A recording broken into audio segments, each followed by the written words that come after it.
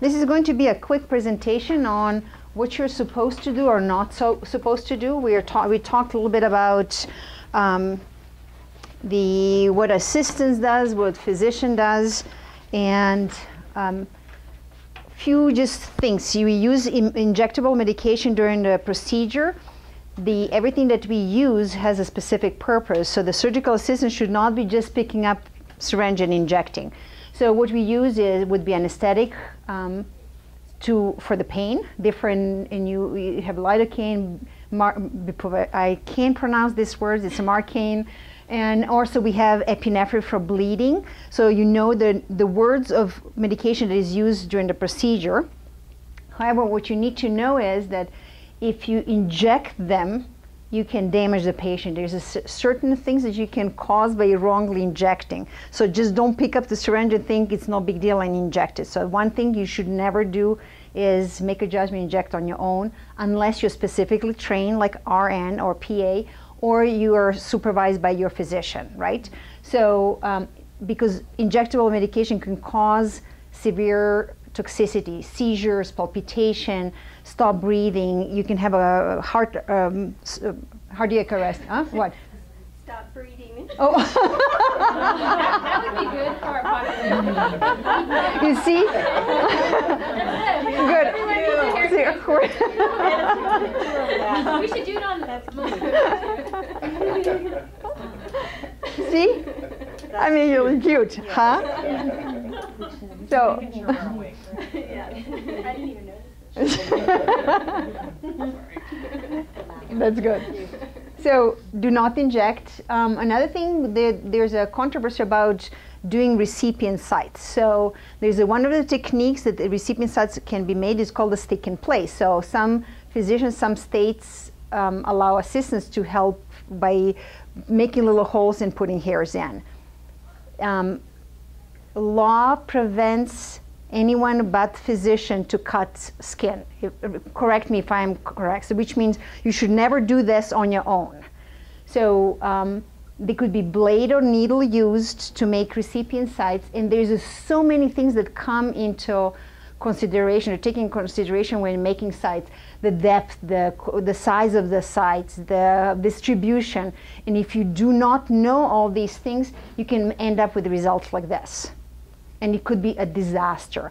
So never pick up any instrument to make sites on your own. That's a physician's responsibility. And this is kind of summarizing. So if you're not specifically trained for that, if you're not specifically ordered or supervised, and it's illegal in some states to do the recipient sites. And what you can cause by doing it, it could be an unnatural growth, necrosis, which means tissue can die.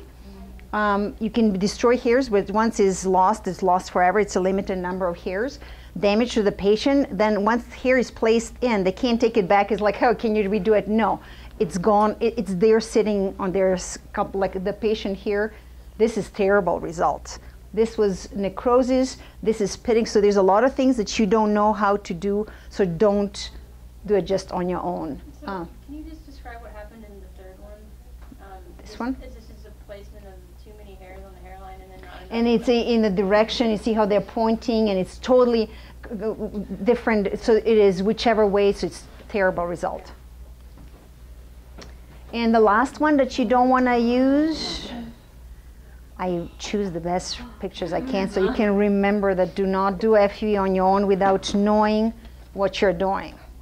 Once again, it is a judgment the physician needs to go through before they do any FUE harvesting. So it's a limited donor. There has to be a medical judgment. So it's not a procedure that there's a certain companies that train technicians to do the FUE, thinking you're just gonna go and pluck things, take hairs out.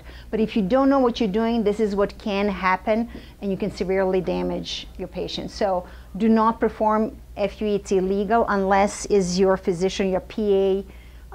Nurses are not, it's illegal for even nurses to do that. And the same thing, you can cause necrosis, destroy hair. Once it's damage, damage the patient, and you can have legal consequences. So those are the major don'ts. Everything else we teach you, falls into category, you can do it. Okay? Any questions? Before you do anything, just think. Think about the consequences of what may happen. Okay? Good. Now we can continue. I hope I scared you enough. And any yes. Too, like even when we place grafts, we're always thinking about how that outcome is going to turn out. If you place a 3-hair graft in the hairline, it's done. There's really not much you can do other than having the physician physically remove it. But those little things, hairs cocked a certain way, always remember this is what the patient has to live with. Okay, so just always remember to do the right thing, even when no one's watching. Yes, and that's the point. You have to sleep well at night knowing that you're doing the right thing. And the more we teach you, and the more you know what you're doing, the better you feel about yourself, because once you do the right thing, the result shows, and it's fun. It's really fun. We are still passionate about what we do, because when you see results and how you can impact others,